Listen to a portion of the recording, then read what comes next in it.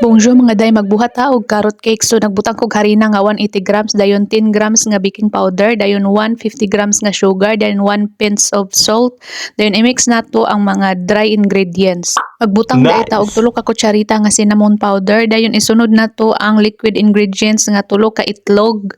Dayon magbutang ta og 80 grams nga vegetable oil or bisan unsa nga oil nga available diha sa inyong kusina, basta pwede magamit. So mao na ibutang dayon, imikos-mikos dayon nato. Dayon pag human na to og mikos-mikos, magbutang dayon ta og 1 zest of 1 orange or kanang magraspa ta og panit sa orange kung sa Bisaya pa. Wow. Unya pag human magbutang ta og 200 grams nga niraspa nga carrots, dayon magbutang ta og kanang didugmok nga usa ka saging. Optional ra na siya mga day. Ug magbutang po daay ta og mga nuts and dry raisin or pasas kung sa Bisaya pa, dayon imikos-mikos, dayon ibutang dayon nato sa ato ang baking pan para ibutang nato sa ato ang oven. Unya i-bake nato sa 180 degrees for 45 minutes and charan, luto na. Wow. Unya ato dayong tilawan mga day kung lami ba, ug lami jud siya. And that's all. Thank you for watching. See you in my next vlog. Bye.